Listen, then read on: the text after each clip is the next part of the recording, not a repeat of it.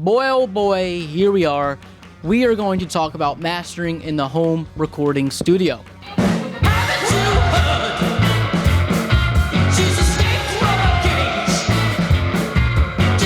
And I am certainly going to ruffle some feathers today in this video. Mastering is a process that takes on a whole sort of hysteria, especially in the home recording forums, and I am going to choose to plow right through all of this. My opinion is going to be slathered all over this video, and if you have a problem with the things I'm saying, please yell at me down at the comments. I hope by the end of this video I can convince you all that mastering isn't as nearly as complicated as people make it out to be, and you will be able to do it yourself on your own accord. God damn, it's like 80,000 degrees in my house right now. I will also be going over the specific process I took when I mastered the songs for my album Distorted Proportions. And did I mention that I have an album out and it's called Distorted Proportions, and that it is out, and then that you should listen to it, and that I would greatly appreciate it if you did. Okay, moving on. If you are looking for the same cookie cutter formula that is going to be used on every top 40 pop song played on the radio today, then by all means, go search on YouTube and watch one of the endless videos of some dude fiddling around on his DAW in order to get that formula, because I'm going to waste your time if that's what you're expecting in this video. The goal here today is not to tell you guys exactly what steps you must take, or exactly what gear you need, or exactly what your end result mix should sound like. Instead, I hope to give you the tools necessary for you to make your own decisions, for you to evaluate your own recording situations, your own intended goals, and most importantly, your own mixes. I think you have the capability of being in complete control here, and we should take advantage of that as a home recordist. So let's talk about what mastering really is. Mastering is, in the standard sense, taking your final mix and optimizing the sonic qualities of said mix to ensure proper playback on playback mediums. And you're going to be doing this using different tools to manipulate mainly EQ, volume levels, using compression and limiting, and stereo adjustments in some cases. In the modern digital age, the role of mastering has taken on a completely different new meaning. To talk about its original purpose, let's rewind to a time before mastering was even a common practice in the recording industry. Let's just say it was in the 1950s and you were recording directly onto a disc cutting lathe, and that final disc, after the groove was cut onto it while you're recording, would be the final template used for subsequent duplication. This meant that all your EQ, all your volumes between relative microphones, all your compression, if you were lucky enough to have it, all this stuff would have to be decided before it ever was cut into the disc. And I wouldn't really call that mastering, I would just call that recording. You're not going through a separate step to further master your signal. You're doing it all during the recording process. When tape was becoming the norm in the recording industry, this brought in a new era of endless possibilities. Tape brought affordability, ease of use, high fidelity, and most importantly, flexibility in these recording studios. The introduction of tape now allows recording engineers and producers to bounce from tape to tape at relative ease, assuming they have multiple tape machines, and they are able to do this cheaply as well. This allowed them to adjust their final mixes another degree, and perhaps even multiple sets of degrees. Of course, I am generalizing greatly, as in all my videos. There's not going to be one signal process that was done across the board in any part of the recording industry. This was a new and booming industry, and as such, there was experimentation all over, so it's impossible to say, what the definitive process was during this process. If you take someone like Joe Meek, who was, bouncing tapes like a mad juggler between machine, it's impossible to know exactly what this Jabron was doing to his mixes, so, don't get so caught up on the details for this video. Generally, though, in the 60s and 70s, when a album was produced or a single was produced, this mastering process was done in 2 stages. The first stage being when they were doing the mix down from their multi-track tape machine to their mix down deck, which is usually a stereo half-track mix down deck.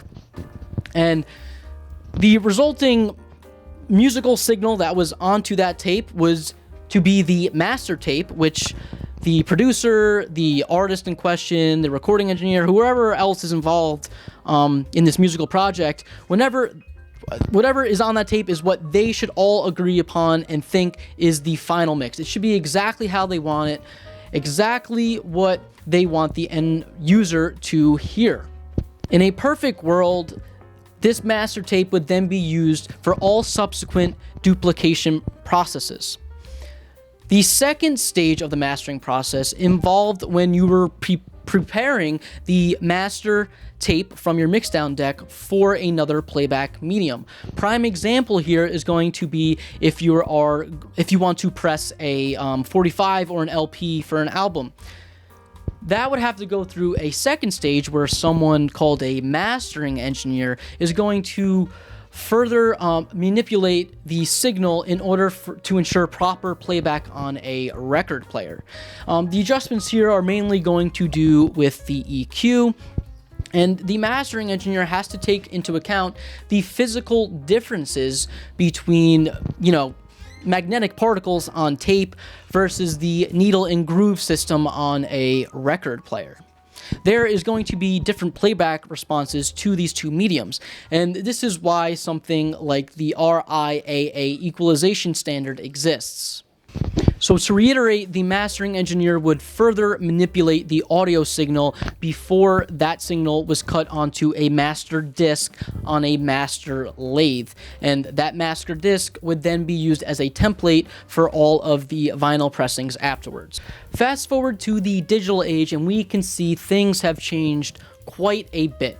With the standardization of music file extensions and standardization of playback systems and computers, and never mind the limitless capabilities a DAW has given people in the recording studio, people now have a great degree of control of their final mix. This is truly unprecedented in the recording world. A gigantic benefit of digital recording is going to be the absence of generation loss when you're bouncing down mixes or during repeat listens. In the digital world, you can manipulate and cut apart and repeat your song to your heart's desire. You could do anything you want to it, and at the end of the day, you can still go back to your original signal. With tape, this is not the case. Every time you do a bounce down, you are adding more hiss, more noise, you're lowering the fidelity of your signal, and you are limited to the number of times you could have another stage of manipulating a signal. This generation loss is also going to happen to a minor degree with every playback listen of your tape, but in my experience with the modern tapes being very high quality, this is not an issue unless you're listening to your tape over and over and over and over, more than 100 times, because I've never had an issue with that. Furthermore, we now have the availability of independent mass-scale distribution that the internet has allowed us to do as home recordists. Now, any jabroni in the world has direct output to a music streaming service or a file sharing websites. Somehow, in all of this great control that the modern age has given us, mastering has turned into an industry and mystery of its own.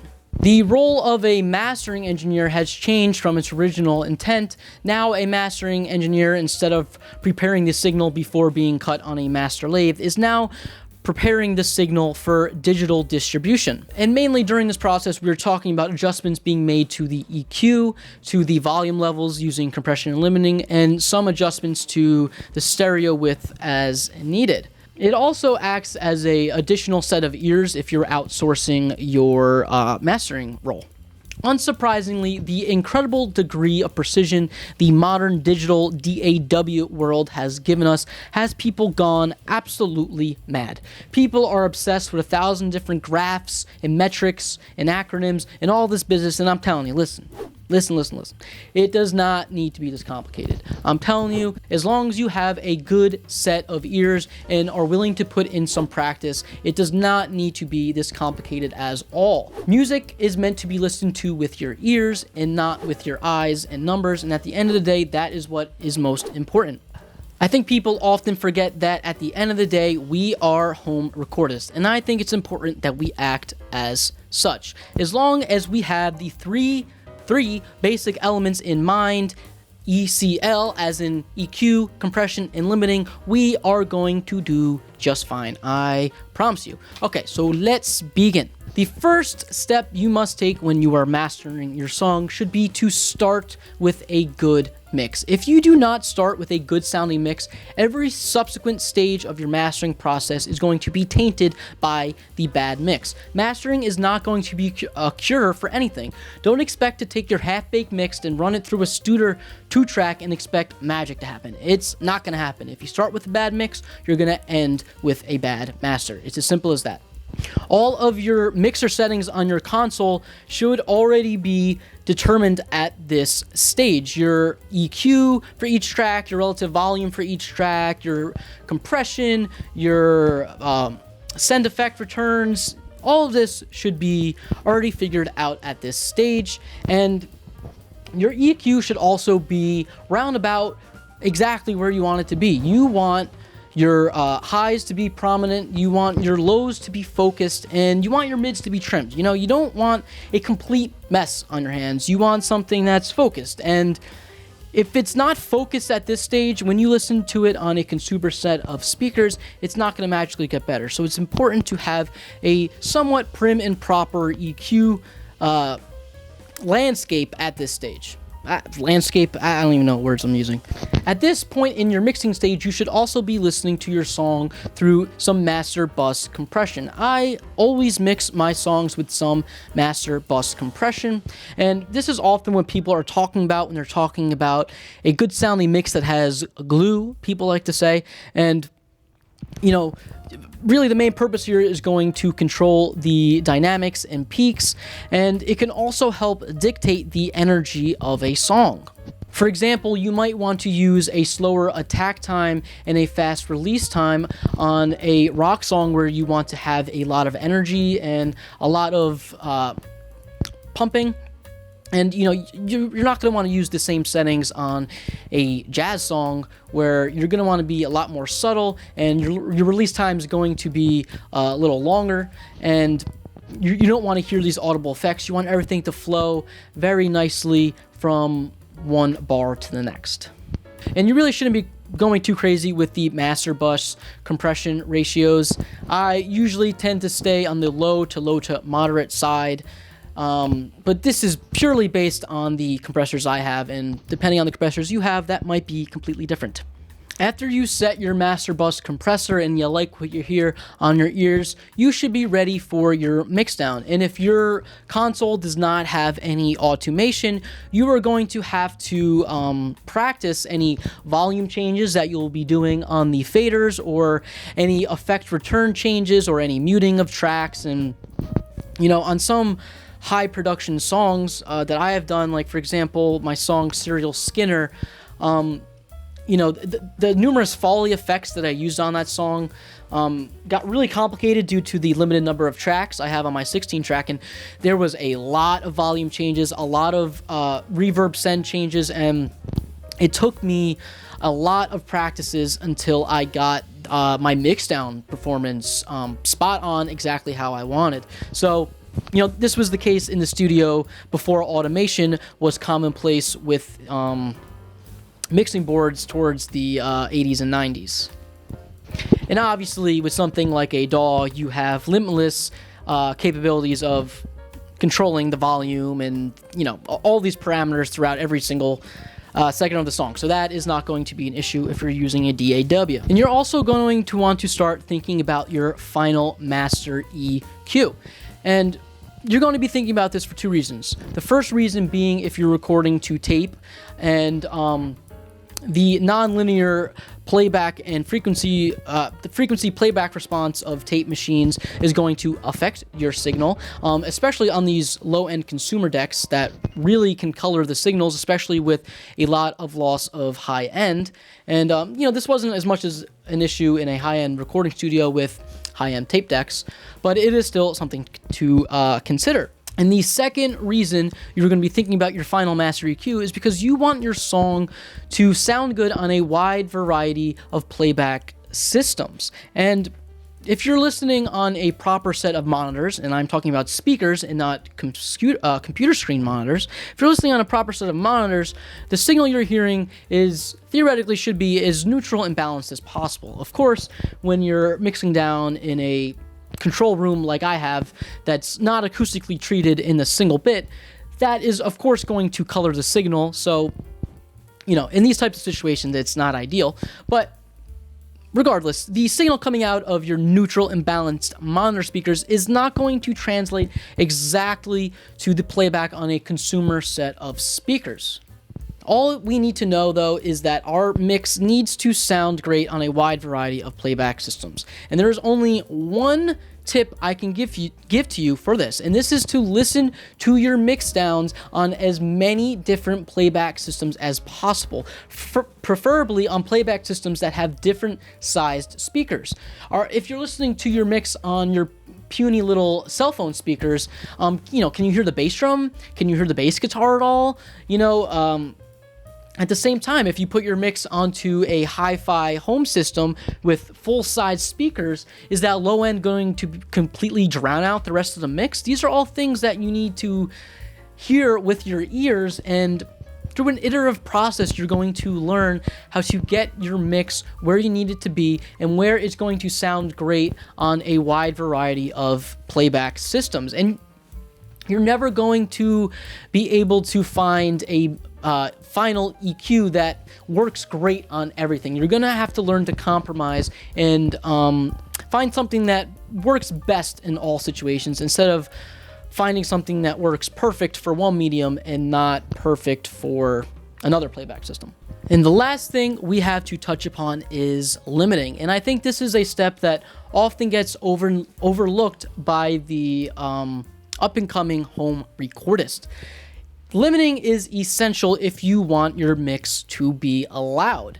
And we must be careful here because we don't want to play into the loudness wars here, okay? We don't want to overdo our limiting. Sometimes less is more. Because our ears often perceived louder mixes as better sounding, people are constantly pushing their signals and limiting as much as possible in order to get an end product that is louder than the rest. And we don't want to do this. We want to have some dynamics in our mixes.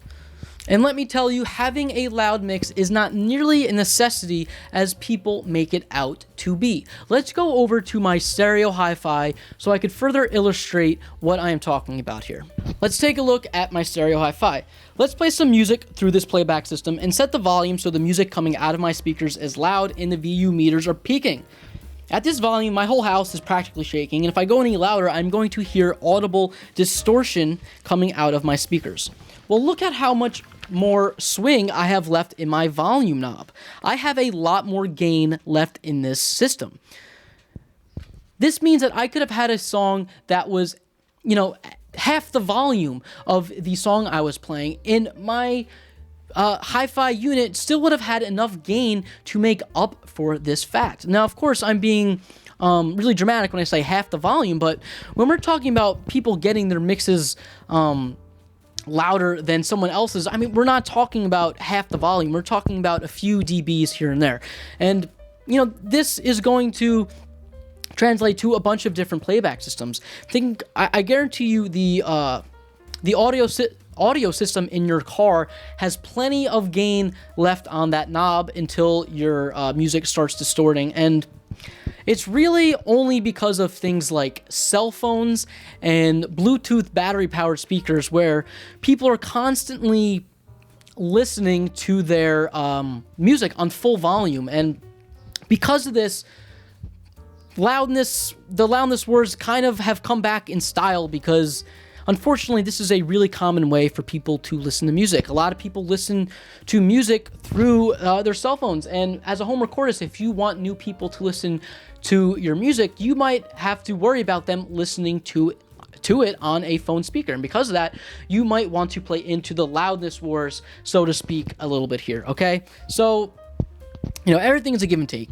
Try not to overdo the limiting. And I know, as I said, my opinion was going to be all over this video, and you may disagree with everything I'm saying right now, but I think my point can further be supplemented if you compare the audio levels of some of our favorite classic rock albums that I listen to all the time from the 60s and 70s, and you compare the average volume level of that album to a modern digitally produced song, you're going to hear a pretty noticeable difference. But I guarantee you, no one has ever thought to themselves, listening to that, the album from the 70s or whatever, thinking, man, I wish this song was louder. It's always loud enough. I don't think it's an issue.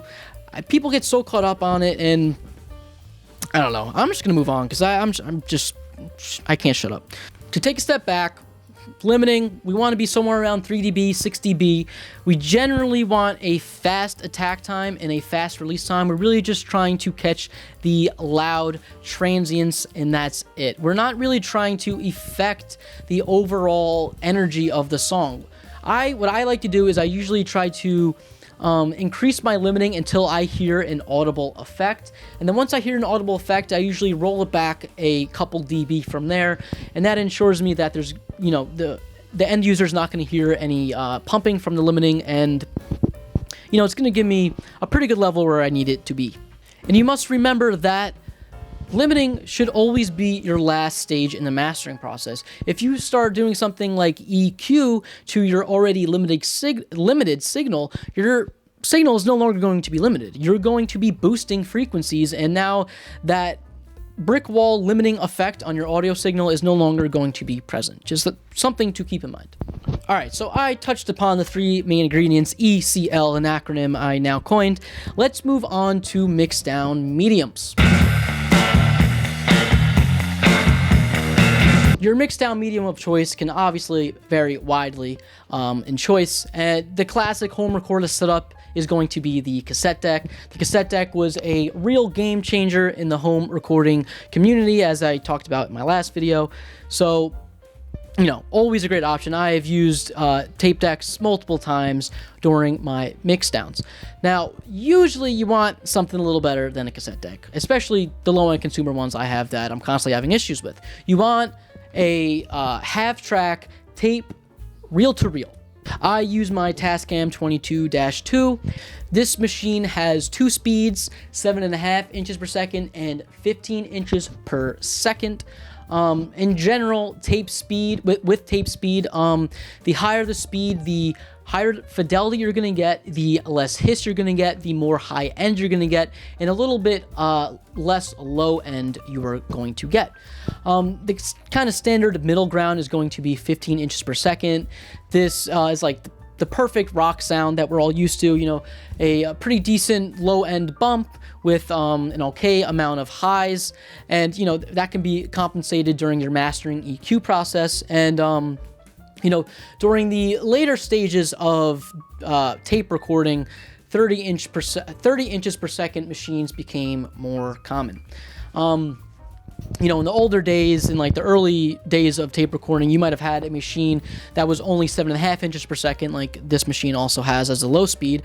If you're using a low-end consumer deck, you might have a machine that is 3 3/4 inches per second or 1 7/8 inches per second. And if you are using a tape deck with this lower speed, this is going to be great for a low fidelity sound because you're really going to hear the pronounced effects that the slow tape speed is going to have on your EQ. There's also many other mediums that people use. People have had much success with VCRs, with beta tapes, with ADAT tapes, with digital stereo decks, with, I don't know, there's endless amount of things. 99% of people watching this video probably just press an export button on their DAW, and it's as simple as that. There is something I want to mention. regarding mixed down mediums, and it's something I see on a lot of the home recording forums where people often give advice to tell people to buy a tape machine to do mix downs on said tape machine to get that tape warmth or whatever, and I honestly think this is pretty bad advice. I don't think this is good advice because I think it gives people the idea that somehow mixing down your song onto tape or recording on the tape is going to add a magical element to your tracks and make your songs pop, and I don't know. I don't think that's true. You might be thinking to yourself, Mario, what the f are you talking about? All you do is drone on about tape. And I know this is true, but the reasons are plentiful. There's 1,016 billion reasons why you should be recording on tape, and getting some elusive 70s tape sound is, I don't know. It's nonsense in my opinion. I think that is enough. I think I gave you guys enough information to start experimenting. Also, I've talked enough where I'm sure plenty of people have plenty of things to talk about in the comments. I really hope people give me some pushback on this video, because a topic like mastering, I hope people in the comments tell me I'm full of shit, and we can have a healthy debate in the comments of whatever. I hope that the comments can start a conversation down below. Okay, now I'm going to talk about the process I use to master my album, Distorted Proportions. Now, my method's a little unorthodox, and it is by no means the only way. As I said, opinion, blah, blah, blah, blah. But anyway, let's go through that process. The process started with my my recorded tracks being on my 16-track multi-track tape recorder here. I did all of my mixing on said console, and the first step, as I said, for mastering a song should be starting with a good mix, sounding exactly how you want it to sound. So at this stage, had all my relative volume set, all my EQ set, all individual compression on singular tracks if I needed set, all of this stuff, blah, blah, blah. It's all determined at this stage. What I'm hearing through my monitors is exactly what I want. During this time, I'm also listening through the mix through my master bus compressor. I am using my just a cheap VCA compressor. Type and brand isn't really important here. This is kind of a no-frills compressor, pretty much as transparent as you can get. And here I use moderate ratios, 2-to-1 sometimes, 5-to-1, maybe I did like a 7-to-1 in some cases, but nothing too crazy. I almost always have this thing pinned on slowest attack and pinned on the fastest release for my master bus compressions. I do vary a little bit here and there. So once the master bus compressed that signal, I then sent it to my mixdown deck. And once again, I used my Tascam 22-2, and I was pushing my signals pretty damn hot onto the master tape at this stage. And with modern high output tape formulations, you can really push the limits of the medium here. And as I said, my levels were pretty hot and in the red.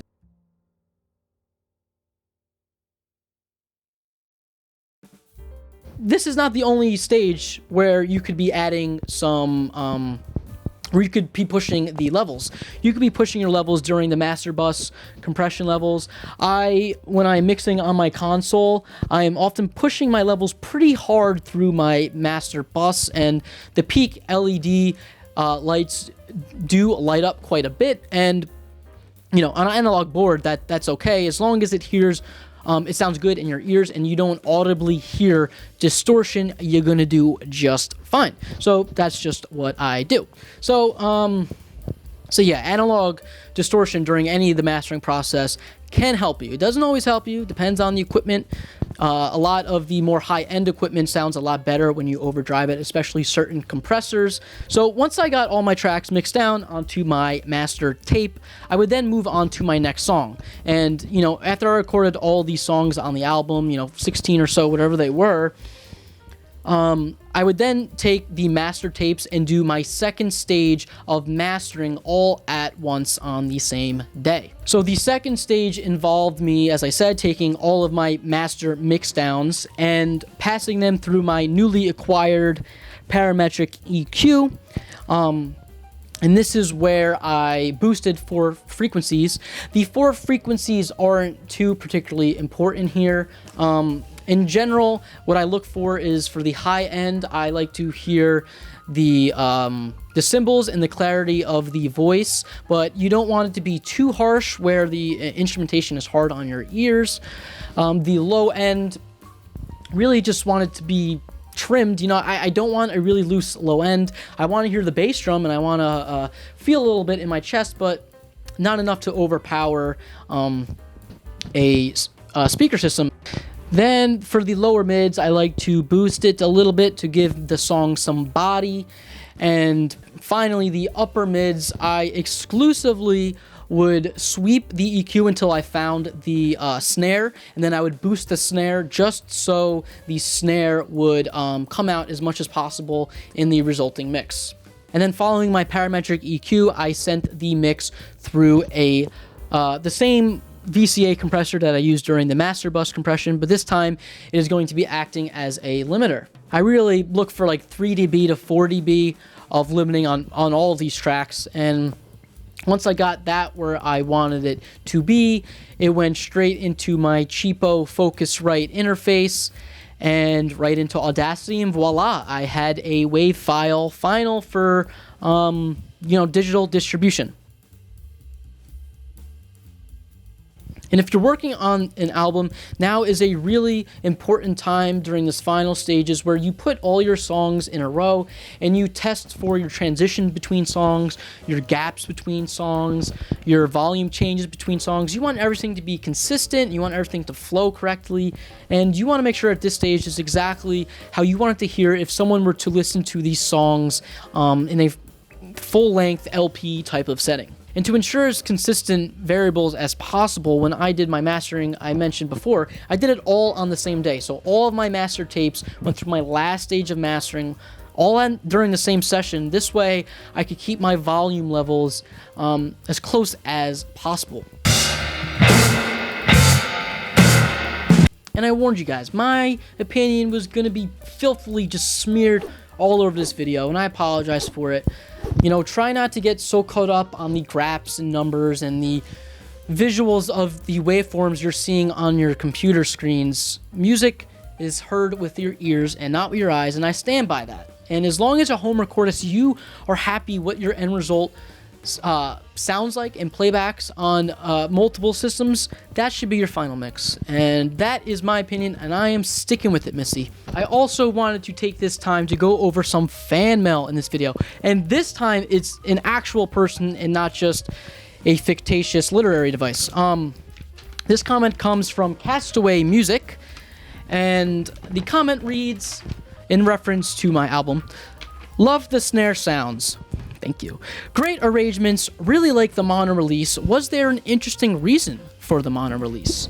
And yes, there's actually a few reasons why I chose a mono release for this album, and I think it's very relevant for this video, so let me quickly go over that. First reason being the nature of playback mediums today. And I mentioned this in the earlier part of this video when I was talking about people listening to music on cell phones and battery-powered Bluetooth speakers. And let's take example my cell phone. My cell phone has 2 speakers on it that split the dual duty of a left channel and right channel.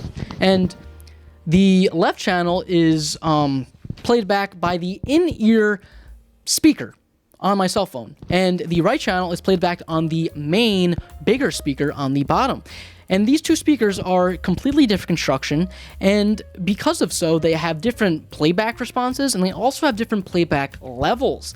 This is unacceptable. If you are mixing a song for stereo playback, this system completely destroys your mix. And the same theory applies to battery-powered Bluetooth speakers, and a lot of these times, these smaller ones either sum the stereo signal to a mono signal, and it's played back on one single speaker, or the speakers are so close together in proximity that they're acting as a mono speaker anyway. So for those cases, a stereo signal doesn't play back as well as a mono signal can.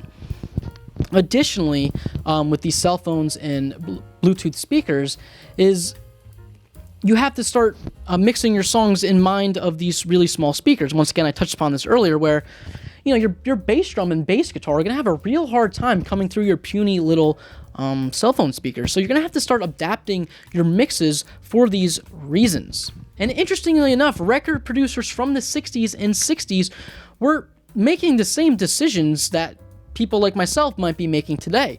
They were often having to tailor their mixes for people who are listening to their songs on AM radio through underpowered speakers on a portable AM transistor radio, or they were listening to music in their car, once again on an AM radio, through a tiny little speaker in the dashboard. One mono speaker was the norm for those 50s and 60s cars. So these are all things that they had to take into account. It really wasn't until the 70s where, hi-fi home systems were becoming popular, and this is really where the fidelity in the playback consumer market really started to take off and allowed people to listen to music at a deeper fidelity. You know what I'm trying to say. So, this is just something interesting that I realized over the past couple months. Okay, the second reason I chose to do a mono release is because of my limited equipment. And for a large time that I was recording this album, I only had this really junky EQ that I found in the trash, and it is a mono EQ, and as such, I can only mix down in mono when I was using this thing for my mix down purposes. And I was mainly just using this unit to boost high end when I was recording to tape. Not a lot, just a little bit. And, I did eventually, a couple months ago, buy this stereo parametric EQ, which allowed me to do stereo mixdowns. But at this time, I had already recorded 90% of the album onto mono mixes onto my master tapes. So, it made no sense to go down to my multi-track deck and mix down everything in stereo. It didn't make sense. So I stuck with the mono. And third, and more importantly than all of these reasons why I chose a mono release, was purely for a stylistic choice. A large chunk of the music that influenced this album, were mono recordings, and I tend to like that older nostalgic sound, and that's kind of what I wanted to portray on this album. I kind of wanted to take people into a little time capsule to a different time period, and I think a mono song can help fool your ears a little bit in that direction.